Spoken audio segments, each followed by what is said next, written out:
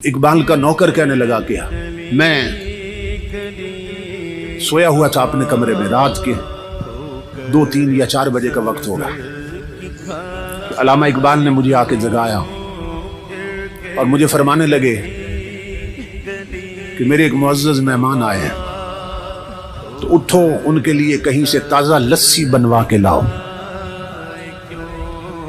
कहते मैं उठा, मैं हैरान हुआ इस वक्त मेहमान आए हैं और लस्सी पीना चाहते हैं, ये बड़ी अजीब बात।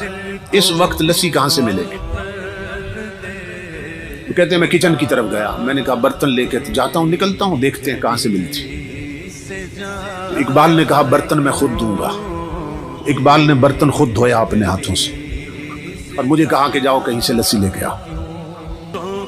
मैं बर्तन लेके घर से निकला और जब निकला तो मैंने कहा देखो तो सही मेहमान कौन आए। जब कमरे में झांका तो रोशनियों से मिलता जुलता एक इंसान बैठा था, जिसके चेहरे पर नूर की बारिश हो रही थी और जिसके चेहरे की चमक ने कमरे को मुनव्वर कर दिया था। कहते हैं मैं बाहर निकला, आंखें मलता जा रहा था, इस वक्त लस्सी कहां से मिलेगी। तो जब गली के कोने पे पहुंचा ना, मोड़ पे, तो वहां देखकर हैरान हो गया कि एक बाबा जी बैठे हैं खोखा बना के और लस्सी बना रहे हैं। तो मैं हैरान हुआ कि ये रातों रात खोखा का यहां से कैसे बन गया और ये खोखे वाला बाबा कौन है।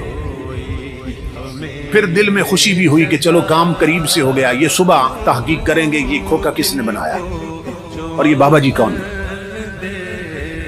तो मैंने उन्हें लस्सी के लिए कहा, उन्होंने ताज़ा लस्सी बना दी मुझे। तो मैंने कहा कि पैसे कितने हैं? तो वो हंस के फरमाने लगे ले जाओ, इकबाल से हमारा मामला चलता रहता है। तो मैं हैरान हुआ कि ये बाबा जी इकबाल को भी जानते हैं। खैर मैं लस्सी लेके आ गया।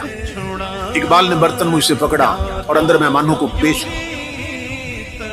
मैं अपने कमरे में बैठा था और सोच रहा था कि अब मेहमान रात रुकते हैं या चले जाएंगे, अभी क्या सूरत हाल बनती। तो मैंने महसूस किया कि मेहमान उठे हैं वापस जाने के लिए। इकबाल के सीने लगे, इकबाल का माथा चूमा उन्होंने और दरवाजे से निकले।